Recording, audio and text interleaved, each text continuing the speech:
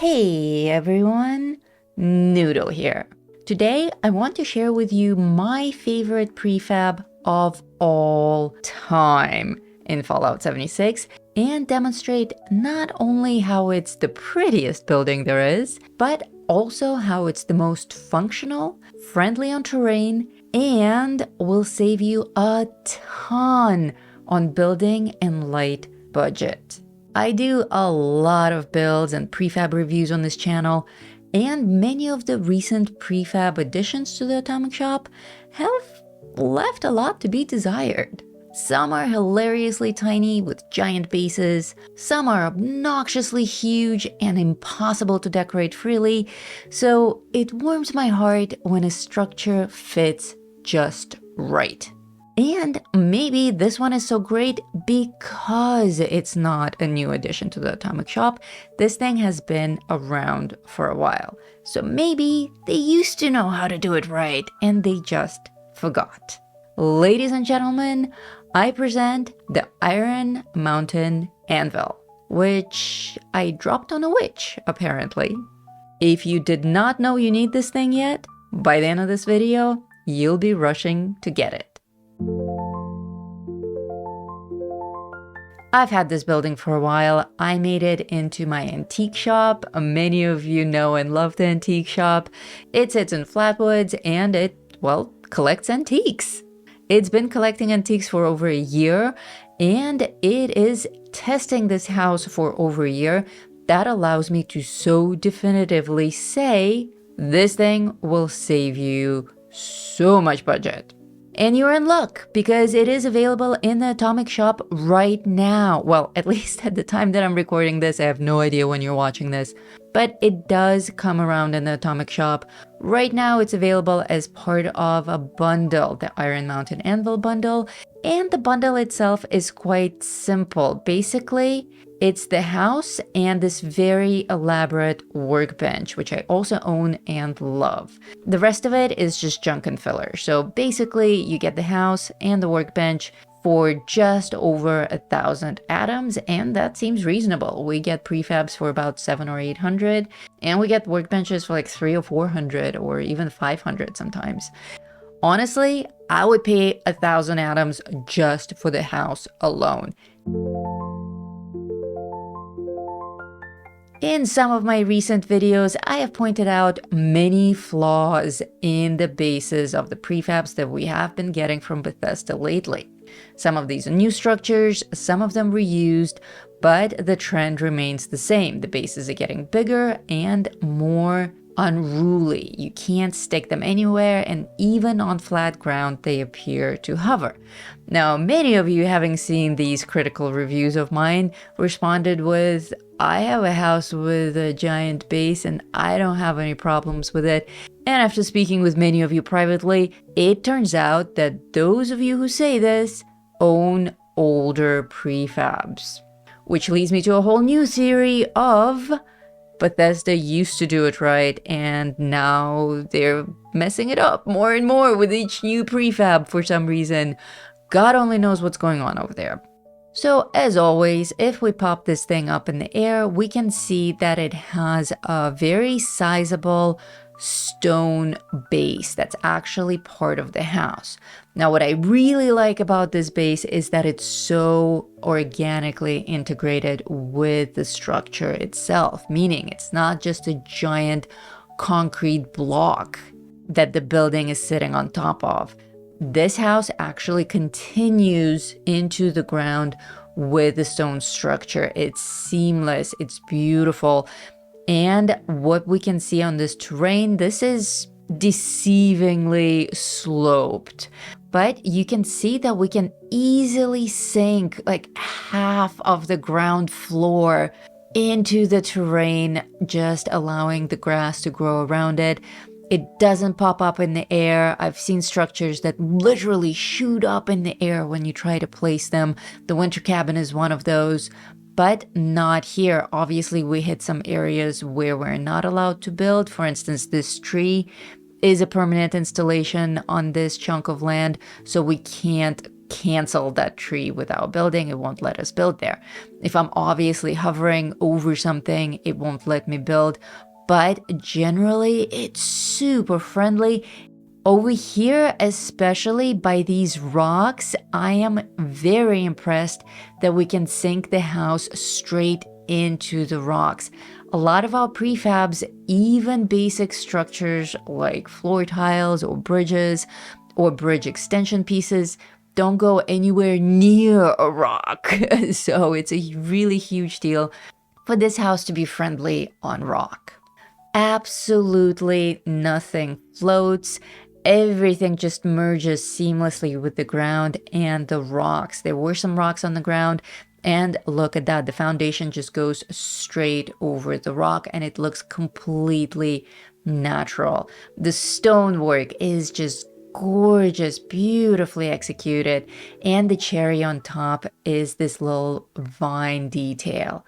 The vines are so much better than the vines that we have in the Atomic Shop that we can attach ourselves. These are organic and flowing, and they have texture variation and color variation and length variation. It's just so realistic and immersive. It's beautiful. Me, I like to extend my structures, especially smallish structures like these. This is a 2-story cabin. It's cozy. It has plenty of space for our basic needs, but it's not a luxurious retreat like the woodland retreat or the winter retreat. No, this is a house, a cabin even. So, since I can't imagine stuffing all of my workbenches in it, I am going to build a few basic extensions. I like using porch sets for my extensions, and the way that I do that is I pick a single porch set and just stick it somewhere on the ground near the structure and then wiggle it closer and closer and closer until it fits just right. Now this 3-unit extension is more than enough space for me to put some workbenches, maybe my vending machine, put out some candy, a little hangout area, maybe a barbecue area in front of it. Fun, outdoorsy things that don't need to be inside of my cozy cabin. The power attachment on this house is on the back here, and because of that, I will add another little shed to put my generator in. I always hide my generators because they're ugly. As you can see, in my original year-old antique shop, I have slightly different add-ons. I have this side porch, which is just a single unit. Not even 3 units, just 1 single unit for that workbench. I have some cooking stations and some resource collectors. On the back, I have an entirely hidden area where I have my generator under the grass roof. I have an entrance to my cave, and it's always going to be slightly different. How you dress up your little cabin is going to depend entirely on terrain and on your stylistic preference. I also like having a front porch add-on, and sometimes instead of using floor tiles, I like using unusual things like this dock. After a few minutes of playing with this dock, I was able to dress it with flowers and lights and more or less hide the fact that it's a dock and it has fishing gear hanging on the side of it. And now it just has a single tire slung over the post, and that makes it a little bit more natural looking. But I really love the texture of this dock, so I wanted to use it as my front patio area where I will later set out some chairs, and you will probably see Oscapt and myself starting a live stream sitting in these chairs. Now for my absolute favorite part about this prefab, the budget. Obviously the budget is the same no matter what prefab you use, but recently the prefabs have been so huge that it hasn't been a lot of fun for me to decorate, because I decorate the entire first floor and run out of budget and then realize I still have 3 stories left. And don't even get me started on light budget. We'll talk about that in the next chapter. But budget itself, this house is not too big, it's not too small, it's just right. Looking again at my fully decorated antique shop, you can see how cluttered it is. I designed this thing to actually be an antique shop. When I buy new things, I just put them here somewhere randomly on the table or on the floor, and it collects stuff over time, just like a real antique shop would. And I still have not reached my max budget in here. I have merges, I have junk on my shelves, I have identical items repeating over and over again. I have a ton of stuff outside, but just inside the antique shop, trinkets everywhere. Even tiny little decorations here and there. I'm even so rich that I can afford to put up spider webs. That's how rich I am with budget in this house. So for me, this little prefab is a complete gold mine. Now, this is a sensitive subject for me, light budget. I don't know why we have a separate budget for light and for the rest of the junk, but things that are literally in the lights menu have their own limit, and it's a lot smaller than the item limit. We can put very few lights in our structures, and that's it.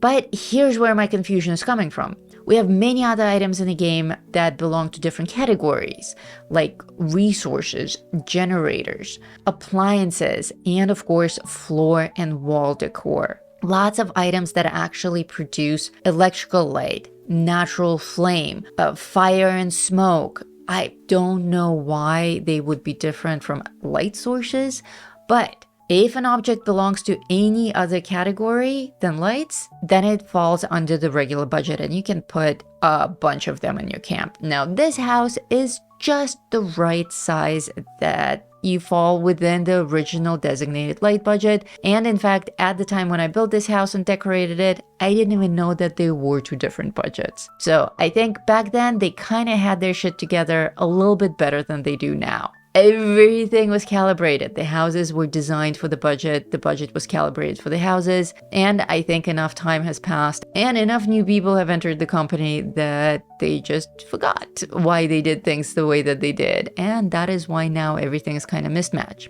The other thing that's absolutely amazing about this particular prefab is the fireplace pit. This fireplace pit is super friendly for placing pretty much any object in it. You can put a regular lamp, you can put a plastiform decoration there, a lantern, a blue lantern. Ooh. This is by far the coolest fire source there is because it's located under floor decor, but it's an actual little coal that's burning and producing beautiful flames. It's super easy to merge with things. You can light your whole house with these and you won't run out of budget. And that's what I ultimately ended up using in this fireplace, just because it's a super beautiful source of fire and it's practically free. I found it humorous that I can actually shove a full-size fireplace into this wall. That's how friendly it is for interacting with. You can actually put a fireplace in there and turn it on and off. Oh, and speaking of light sources, oh my god. Over at Vault 42, our Discord server, which you should join if you haven't already, a few weeks ago, someone started a new thread called Non-Light Camp Items That Produce Light. And it was super useful. I called it out on the show once. And since I did, a bunch of you discovered it and started interacting with it. And it has grown and grown and grown. And now people are posting photos of items that glow to demonstrate the actual glow intensity that occurs with that particular item. They're posting suggestions on how to make the most light of certain items, like reflecting the glow of a TV screen onto a wall. Someone cataloged every single item known to him in the game and described the actual light intensity. Somewhat self-fluorescent green vapors. Minimal white light when turned on. Very minimal fluorescent green light. Has self-lit red button, stuff like it just goes on and on and on. So that is an incredibly useful and ever-growing resource. Swing by that post, grab some fresh new ideas for yourself, and share your own. And there you have it, ladies and gentlemen, the Iron Mountain Anvil.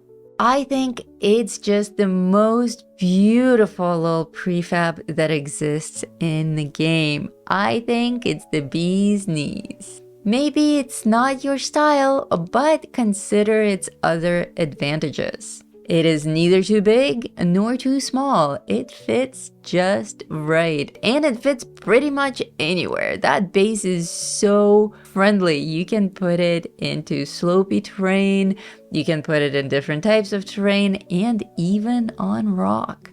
It's easy to expand this structure and lightly modify it inside and out. It's super easy to decorate because it's not overwhelming with 10,000 rooms and different stories. My favorite part is that it's just the right size to decorate freely and create spaces that are gorgeously cluttered. I love immersive builds, I love quirky builds, I love junk shops and antique shops and curiosity shops. If that's you as well, you need to get this thing. And in my opinion, it's absolutely worth the atoms. So, if it's available in the Atomic Shop, go and grab it.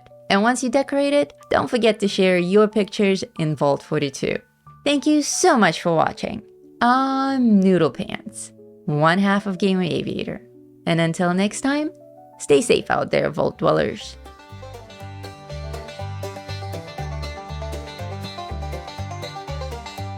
In the heart of West Virginia, where the shadows creep and sway, lies a land of rusted dreams, where the brave dare not stray. Appalachia, oh, it's a treacherous ride, with dangers untold and nowhere to hide.